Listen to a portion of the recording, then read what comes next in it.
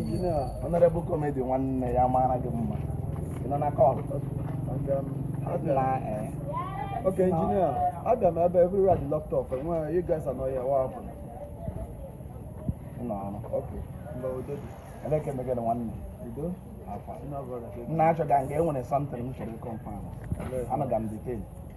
But congratulations on all the magazine from all of them. My big one, you put that this Sunday again on the 27th. That an Andy Bonil and Abako na Abiosso. Nani when one for Ibuana na Abiosso and a fish as Ibunde Abiosso. My shoe. She the Victor liar. Oh, yeah. Madam, second. You mean the name here? Sunday, I do. Sunday. Ezi Buburu. His Royal Majesty. Ezi Ike Chukuma. What I had in congratulations in advance.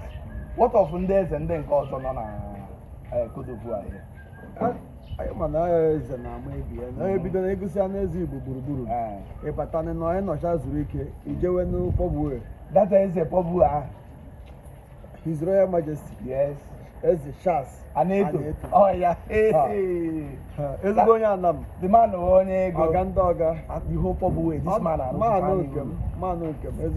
this man are on the hopeless kneeling up of way. I am near life on the rest. What of Ezen calls or actually after Yama? And what Ghanaians also now was no brother. Governor Dimo State. Governor elect. Oh, yeah. High Ezibu. His Royal Majesty. If I Igbo. If we not had to go to the Igbo. Because now one for. Are you serious? Ezibu Bubu na Cocodim. Oh, gee, don't let him go. I can't wait when he's over. Oh, you know, are you serious? What of the other heads in KHD before that? I see about now that I don't have what do we work with you now? Engine, yes, Abubo. It's one of engine and Morgan. That's a giant. And yes, she logo.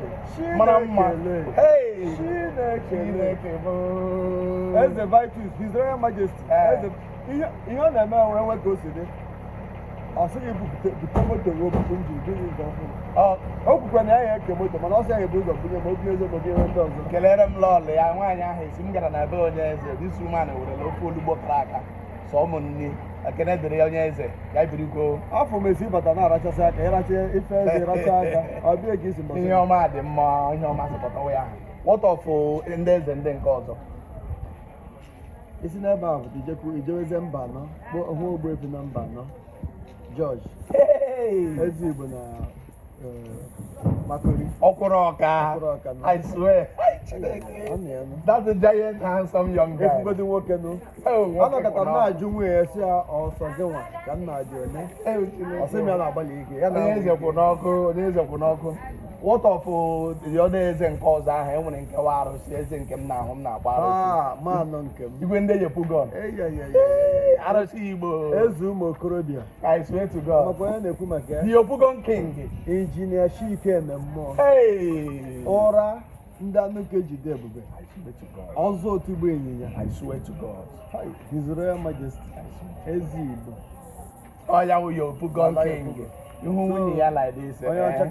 Lolo, and then more. You need to hold that I have. Chineke. What awful man in Kemo? In Kenona, Buaki. Sino brother. Dede. Onezem. Arana. Hey, Nabuaki. Onato. Abakwanuru ọ kụsiri na ọ ya ndị eze niile ya anị ya onye isi ndị echichi ga-anọkwu ya.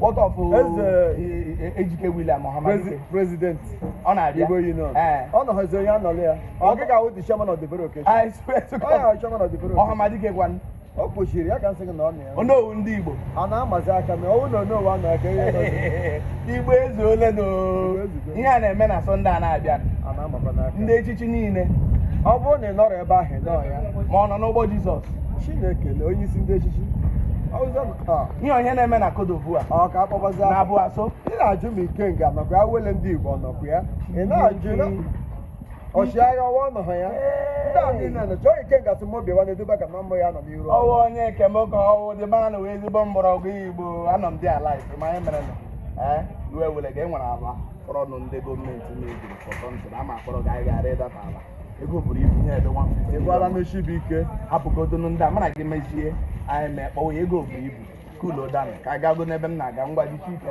ọnụ gị na-aga anyị ga-enwe na nnechi injinia ọnọdụ ọbịa ka anyị bido ọrụ dobi